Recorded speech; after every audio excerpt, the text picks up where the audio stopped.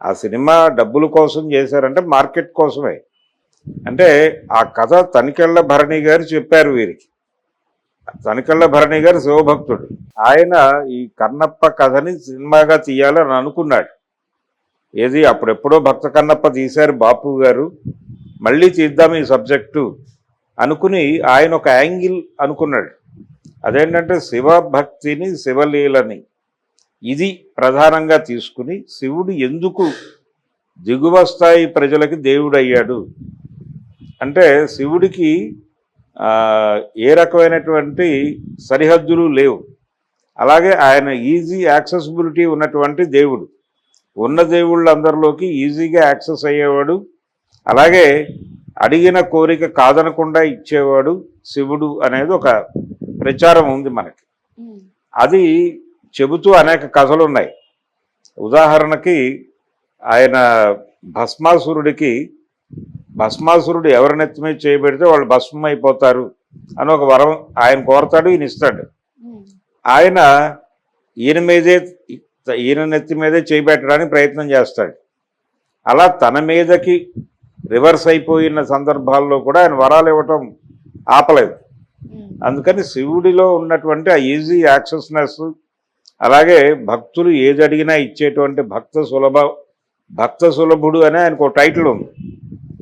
దీని గురించి ఎక్స్ప్లెయిన్ చేస్తూ ఈ కథని ఆసరాగా చేసుకుని ఇది ఎక్స్ప్లెయిన్ చేయాలి అని అనుకున్నాడు ఆయన తనికెళ్ళ భరణి. అనుకుని ఒక ఫిలసాఫికల్ యాంగిల్లో ఒక కథ లో బడ్జెట్లో అనుకున్నాడు.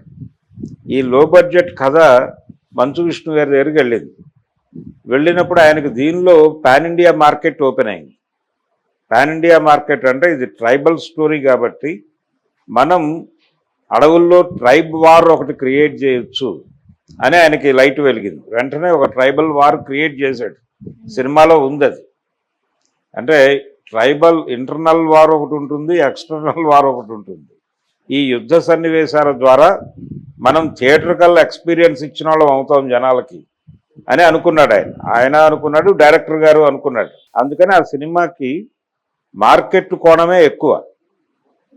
మార్కెట్ని కన్విన్స్ చేయడం కోసం సినిమా తీశారు. కానీ శివభక్తుల్ని, అలాగే గతంలో శివుడి తాలూకా సినిమాలు చూసి ఇన్ఫ్లుయెన్స్ అయిన వాళ్ళని ప్రభావితం చేయడం కోసం ఈ సినిమా తీయాల, మార్కెట్ కోసం తీశారు. అది కొంత మేరకు వర్కౌట్ అయింది.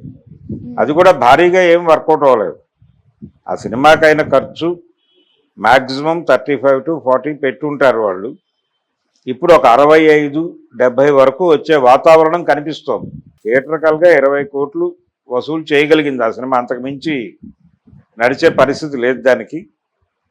అలాగే శాటిలైటు, ఓటీటీ ఇవి అనేక భాషల్లో అమ్మగా మ్యాక్సిమం ఇంకొక 40 వచ్చే అవకాశం ఉంది.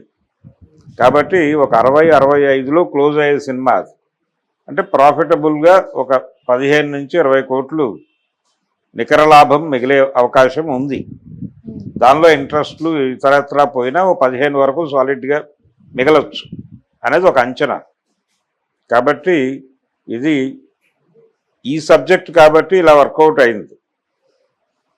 ఇంకేదైనా సబ్జెక్ట్తో మంచు విష్ణు ఇలాంటి విజయం సాధించేవాడా అనేది అనుమానమే. కాబట్టి నిజంగానే అది నిజంగా భక్తుల్ని కనెక్ట్ చేసుకుని ఉంటే ఆ థియేటర్ల దగ్గర శివాలయాలు కట్టేదాకా జనం వెళ్ళేవాళ్ళు. ఆ థియేటర్లు అంటే ఇలాంటి భక్తి సినిమాలు హిట్ అయితే మనం చూసాం గతంలో. అన్నమయ్య సినిమా ఆడుతున్న థియేటర్ల దగ్గర వెంకటేశ్వర స్వామి చిన్న చిన్న గుళ్ళు కట్టి ఆ సినిమా చూసి ఇంటర్వెల్లో వచ్చి అక్కడ వెంకటేశ్వర స్వామి దర్శనం చేసుకుని దక్షిణేసి వెళ్ళేవాళ్ళు. అలా ఒక కల్ట్ లాగా నడిచేది సినిమా. కానీ ఈ సినిమా అంత ప్రభావం వేయలే, చాలా పరిమిత ప్రభావం వేసింది. ఈ సినిమా అస్సలు బాగోదని జనాలు అనుకుంటూ థియేటర్కి వెళ్ళారు.